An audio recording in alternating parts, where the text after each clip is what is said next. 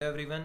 In our today's class, we are going to discuss following topics: eating for weight control, a healthy weight, pitfalls of dieting, food intolerance, and food myths. Let's move on with today's class. Eating for weight control is the first topic. As we can understand from the line itself, eating for weight control. It means if the intake of calories is controlled and balanced, and it is equal to the expenditure of calories by doing physical activities, the human weight can be maintained. We are going to maintain our weight if we are taking the quantity of calories and we are burning the same quantity of calories, if intake and output is balanced. But if we are taking in more calories and burning less, we are going to gain weight. And if we are burning more and taking less calories, we are going to lose weight. This is how we are going to manage our body weight. These are few factors which must be considered while controlling our body weight. The first is balanced diet. Diet must be according to the requirement of the body. Body, age, type, gender, every factor must be considered, and it must be balanced diet as per individual's requirement. Next is drink required amount of water. Proper quantity or amount of water must be drank by every individual. Otherwise, dehydration can take place. Next is eating required amount of fiber food. Fibers don't contain lots of, or they are not nutritive components, but they are very essential for cleaning our intestines. A regular medical checkup is very important. Avoid eating fats. Avoid eating fats does not mean stop eating fats. We must eat required and proper amount of fat in our diet. Regular physical activities. Now, physical activity is very, very crucial. Just having a balanced diet and not doing any physical activity will not help us. We must do physical activities. We must burn the calories we are taking in. Avoid drinking. Avoid junk foods. These things must be avoided for better health and better body weight. Meals in small intervals. We must not eat a lot of food all of a sudden. We must give time to digestive system also. We must eat in shorter quantities at regular intervals. Do not do dieting. Dieting got many negative pitfalls. We'll discuss that. Avoid overdose of carbohydrates. Overeating of any component of diet is bad. Next is a healthy weight. A healthy weight is simply the balance of your height and weight, the ratio of that. The formula to calculate BMI is weight in kg divided by height in meter square. I repeat, weight in kilograms divided by height in meters square.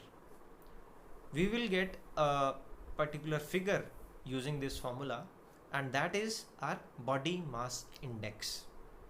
And if our body mass index is between 18.5 to 24.9, we can consider it a normal range or recommended body weight category. If it is below 18.5, the individual is underweight category.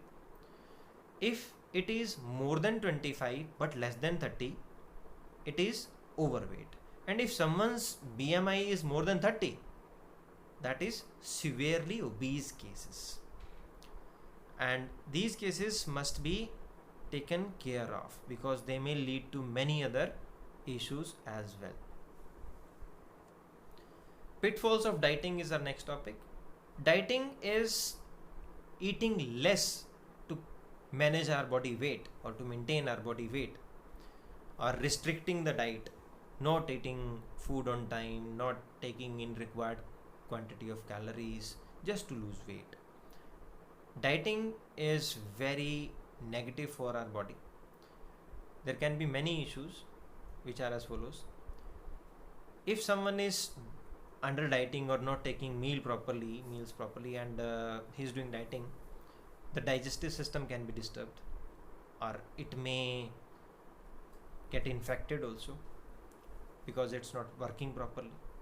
Then muscular weakness and muscular cramps can also be there because proper quantity of energy is not there in the body.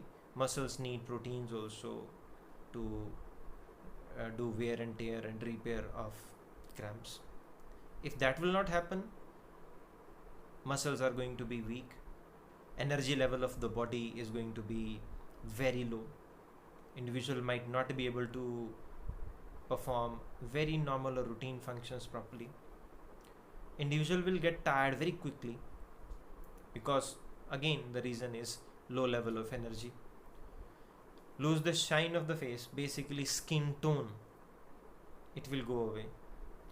Disturbed metabolic rate, metabolism will be disturbed for sure because proper cycle of digestion is not working, proper quantity or required diet or components are not there, so it will be disturbed. Chances of heart problems, kidney problems are there, internal organs will be disturbed, the functioning of them will be disturbed. And one very important problem is, if we stop eating food and when we again start taking proper diet, it will boost the weight, we will gain weight very rapidly. So again we are going to be overweight. Next topic is food intolerance. Intolerance, basically, if someone is not able to digest a specific kind of food particle, if someone is allergic to some specific kind of food particle, for example someone got nut allergy or someone got allergy with wheat, or there are multiple kind of allergies. If someone is not able to digest a specific kind of component in the diet, that is known as food intolerance. Food intolerance is that when a person has difficulty in digesting a particular food.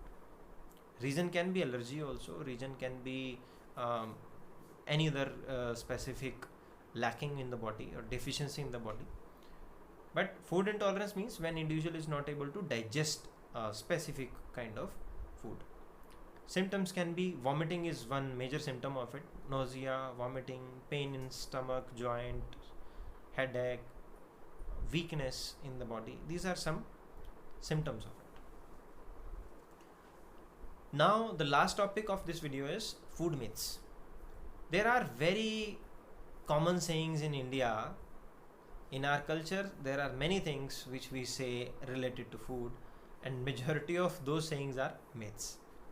Let us discuss few of the food myths. The first one is low fat or no fat diets are good. Low fat can be considered good, but the fact is body need fats. In a required quantity, body need fats because vitamin A, D, E, K are fat soluble. There are other functionings also which are related with fats, and we need fat as a reserve fuel also. It's a source of energy when we are out of carbohydrates or proteins. So it is a myth. Myth number 2, dieting or fasting may lose weight. We just discussed pitfalls of dieting, and regarding this myth, dieting is helpful in losing weight. The fact is, if someone is doing dieting, he is going to lose weight for sure, but that's not a permanent solution. There will be many problems with it, and as soon as the individual is going back to the diet, he is rapidly going to gain weight. So it's a myth. Next myth is food eaten by late night is more fattening. If we eat dinner after 7 or 8 p.m. or at late night, it will increase fat in the body. It is completely a myth. It don't do anything with time. We can have meals anytime, but the meal must be a balanced diet. Next myth is low fat milk has less calcium full fat compared to full fat milk. Calcium is one feature or one element of milk, fat is another one. So the fact is, skimmed milk or double skimmed milk also got same quantity of calcium. Next myth is vegetarians cannot build muscles. Muscle building is related with protein only. It's nothing to do with veg or non-veg. If someone is taking proper quantity of proteins, maybe through animal source or a plant source, can build muscles. It's a myth again. Next myth is healthy food is expensive. It is not like that. It is not like that. Expensive foods are also there, but there are such food components which are not expensive and locally available at cheaper cost. We can manage them, plan them in a balanced diet. Next is milk should not be taken immediately after fish. It is not true. The fact is, it is not true. It will not give any allergy or irritation, and it is not proven by any scientists.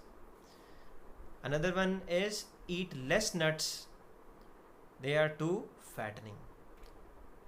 Appropriate quantity of nuts is not going to increase the fat in body. This is basically related with the quantity we are taking in.